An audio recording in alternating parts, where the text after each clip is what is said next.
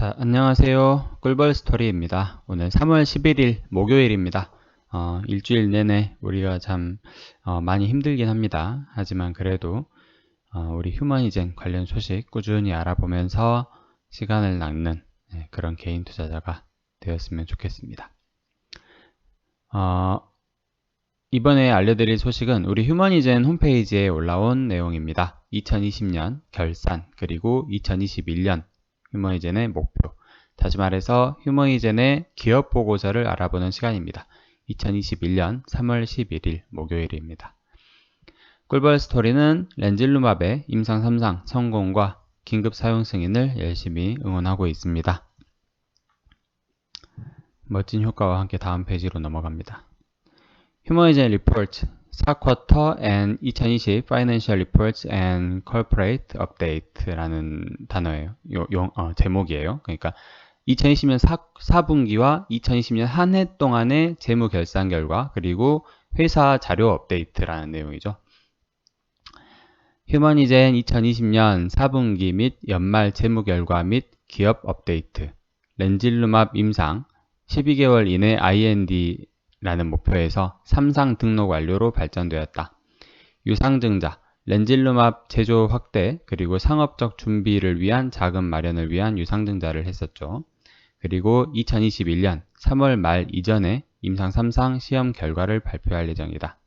그리고 그 결과에 따라서 긴급 사용 승인 신청이 들어갈 예정이다.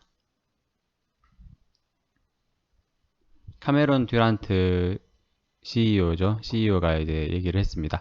휴머니젠이 2020년 이룩한 발전을 자랑스럽게 생각한다.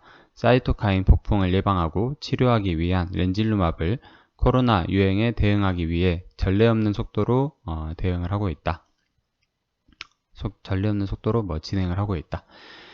기금 마련 목표를 달성하고 나스닥에 상장 성공했다. EUA 승인 시 코로나 환자 치료 옵션이 되기를 기대한다.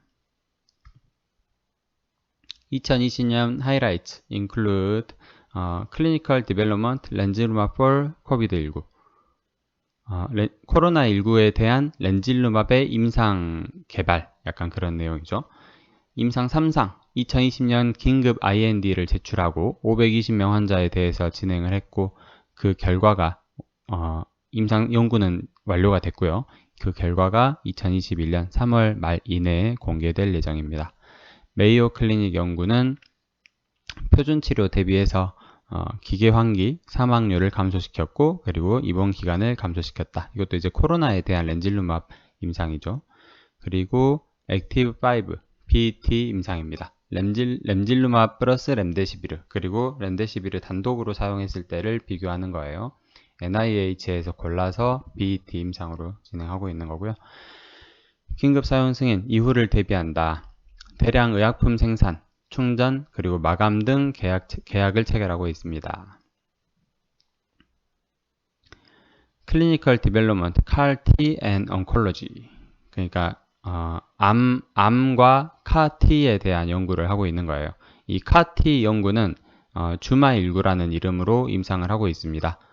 렌질루맙 약을 이제 길리어드의 자회사인 카이트와 함께 연구를 하고 있고요.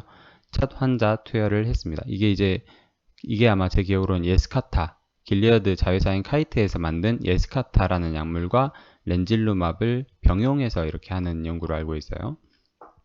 그 다음 이파부토주맙, 이거는 임상 1상, 고형암에 대한 임상 1상 등록이 완료되었다고 해요. Corporate, 기업에 대한 얘기입니다. 2차례 증자를 했고 약 1억 4천만 달러를 모금을 성공을 했습니다. 나스닥에 상장했고요. HGen이라는 이름으로 거래가 되고 있습니다. 국방부 및 바르다와 공동연구개발계약 체결했습니다. 그 공동연구개발계약을 줄여서 크라다라고 하죠. 이게 이제 렌질루맙을 코로나 치료제로 개발하기 위한 연구 계약이라고 생각하시면 되고 이게 이제 오퍼레이션 와프 스피드 초고속 작전이라는 이름으로 진행이 되고 있어요. 근데 어째 우리 투자자들 마음에는 어째 성에 안 찹니다. 속도가 느려요. 느린 것 같아요. 한국과 필리핀에 대한 렌질루맙 상업 권리 허가. 이게 이제 KPM테크와 텔콘 RF 제약, 우리나라 회사죠. 우리나라 코스닥 상장사입니다. KPM테크와 텔콘에게 한국 필리핀에 대한 렌질루맙 상업 권리를 내어줬습니다. 그리고 렌질루맙 사용에 대한 특허를 확보했죠. 지적 재산 확보. 이 KPM테크랑 텔콘 RF 제약은 참고적으로 둘이 컨소시엄을 컨소시엄 형태로 휴머니젠에 이렇게 지분을 투자를 했습니다. 이 첫 번째 증자 때였나? 아마 그때 참여를 했을 거예요. 그래가지고 휴머니젠의 지분을 2% 조금 넘게 이렇게 지분을 보유하고 있기도 합니다. 숙련된 경영진 데일 차펠, 이분은 이제 최고 과학 책임자로 임명되어 있고, 티모시 모리스, 이분은 최고 운영 책임자이자 올해 초에 최고 재무 책임자까지 공동해서 맡고 있습니다. 에드워드 조던 상업 책임자, 그리고 밥 앳윌, 이분은 아태 지역 책임자, 호주에 있는 법인이죠. 휴머니젠 법인의 책임자로 선임되어 있습니다. 2021년 목표입니다. 렌질루맙 3상의 긍정적 결과를 기대한다. 긴급 사용 승인 시 렌질루맙 배포를 개시한다. 유럽 의약국에 마케팅 승인 신청, MAA라고 하더라고요. 마케팅 승인 신청서를 제출한다. 조건부 승인을 위해서. 그리고 영국 식약처에 마케팅 승인 신청을 제출한다. 이것도 조건부 승인을 위해서. 그러니까 긴급 사용 승인은 최종 판매 허가랑 다르기 때문에 조건부 승인으로 할 수밖에 없습니다. 그리고 생물 제재 라이센스 신청서를 제출한다. 이게 이제 BLA 라이센스를 FDA에 제출한다는 거죠. 그리고 미국 외 다른 지역의 렌질루맙 배포 파트너십을 확보한다. 연구 결과 도출이 예상된다. 2021년 이내에 주마19의 1상과 2상에 대한 연구 결과를 도출할 예정이고요. 그리고 이 파브토주맙도 임상 1상에 대한 연구가 이제 도출될 예정이라고 합니다. 2021년에. 그리고 새로운 연구 개시, 얘네들은 이제 GVHD, 급성 이식 편대 숙주 질환, 그리고 CMML, 얘는 만성 골수 단핵구성 백혈병에 대한 연구. 얘네들은 렌질루맙 연구죠. 2020년 Financial Results, 재무제표, 2020년 재무 결과 보고 보시면은 2019년에 순손실이 1000만 달러 정도였는데 2020년 순손실이 8,950만 달러를 기록했다고 합니다. 거의 뭐 1000억 정도 되죠. 주로 연구 개발 비용으로 많이 지출이 됐다고 해요. 연구 개발 비용이 260만 달러에서 7,270만 달러로 크게 늘었습니다. 이게 이제 휴머니젠 그 배포 자료에는 또 오타가 있어요. 오타가 있는데 7270에서 260을 빼면 7010인데 7110이라고 돼 있어요. 약간의 실수가 좀 있는 것 같습니다. 그리고 연구 개발비는 주로 렌질루맙 3상 연구에 대한 비용이었고, 그리고 이제 임상 재료 제조비, 렌질루맙을 임상을 하려면 렌질루맙을 생산을 해야겠죠. 그 생산 비용을 얘기하는 것 같아요.